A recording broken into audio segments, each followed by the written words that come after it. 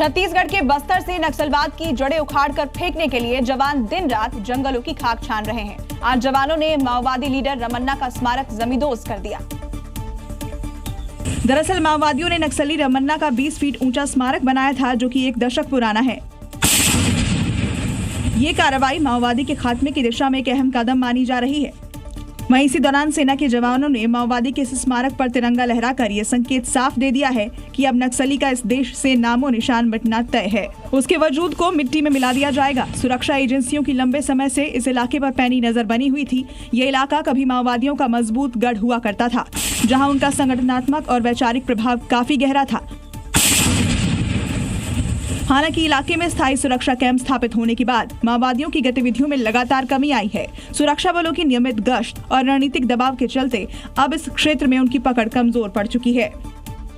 और अब खबर देवभूमि उत्तराखंड से है, जहां मुख्यमंत्री पुष्कर सिंह धामी का साफ निर्देश है, अतिक्रमण चाहे कैसा भी हो उसे बर्दाश्त नहीं किया जाएगा। अवैध कब्जे पर एक्शन की खबर रुड़की से सामने आई, जहां एक मंदिर के पास बनी अवैध मजार को धामी के बुलडोजर ने मलबे में तब्दील कर दिया।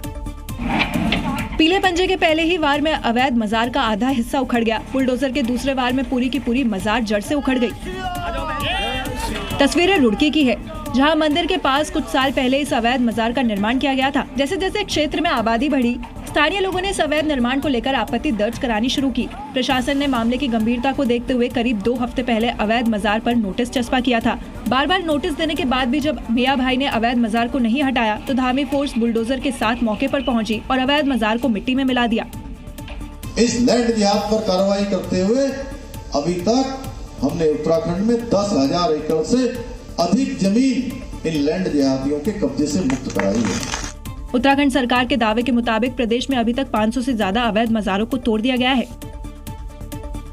मनोज वाजपेयी की फिल्म घूसखोर पंडित OTT में रिलीज से पहले ही विवादों में आ गई है। इस फिल्म के टाइटल और टीजर में दिखाए किरदारों को लेकर ब्राह्मण समाज का गुस्सा भड़का हुआ है। इस फिल्म को ब्राह्मणों को टारगेट करने वाला बताया जा रहा है। फिल्म घूसखोर पंडित को बैन करने के खिलाफ भोपाल में ब्राह्मण समाज के लोग सड़कों पर उतर आए हैं। ये तस्वीरें देख लीजिए, सड़क पर ये बड़ा फर्जा लिए नजर आ रहे हैं और ब्राह्मण पोस्टर में कह रहे हैं कि ब्राह्मणों का अपमान बर्दाश्त नहीं करेंगे। ब्राह्मण समाज की मांग है कि ऐसे फिल्म बनाने वाले के खिलाफ FIR दर्ज होनी चाहिए। तुम मुगलों पे क्यों नहीं बनाते हो फिल्में? तुम मौलवियों पे क्यों नहीं बनाते हो फिल्में? तुम ब्राह्मणों पे क्यों फिल्में बनाते हो? सनातन को हमेशा अपमानित किया जाता है, ब्राह्मण समाज को अपमानित किया जाता है। सिर्फ MP ही नहीं, देश के अलग अलग राज्यों में घूसखोर ब्राह्मण के खिलाफ विरोध हो रहा है। फिल्म के टाइटल में ब्राह्मण के साथ घूसखोर जोड़ने से नाराजगी है। फिल्म में ब्राह्मणों को लेकर डायलॉग्स पर आपत्ति है।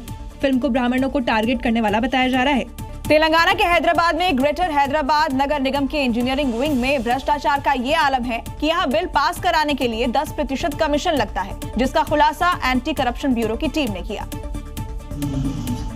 दरअसल यहाँ हर काम के लिए रेट फिक्स है। एंटी करप्शन ब्यूरो की टीम ने घूसखोर इंजीनियर चिन्ना रेड्डी को रंगे हाथ गिरफ्तार किया। आरोपी ने 1 करोड़ 40 लाख रुपए के एक बिल को मंजूरी दिलाने के एवज में 15 लाख रुपए की रिश्वत ली थी। इस दौरान उनके साथ एक कंप्यूटर ऑपरेटर भी मौजूद था, उसे भी ACB ने हिरासत में लिया। भ्रष्टाचार का कीड़ा हमारे सिस्टम में दीमक की तरह है, जो अंदर ही अंदर उसे खोखला कर रहा है। सोचिए जरा, यहाँ भ्रष्टाचार का दीमक इस तरह फैला है कि इंजीनियर से बिल्स को क्लियर कराने के लिए भी एक तय प्रतिशत तय है। सूत्रों के अनुसार चिन्ना रेड्डी पिछले काफी समय से ठेकेदारों पर बिल रोकने का दबाव बनाकर अवैध वसूली कर रहा था। शिकायत मिलने पर ACB ने ट्रैप कार्रवाई की योजना बनाई और कामयाबी भी हासिल की। ये व्यवस्था न केवल पारदर्शिता को खत्म करती है, बल्कि शहर के विकास कार्यों को प्रभावित करती है।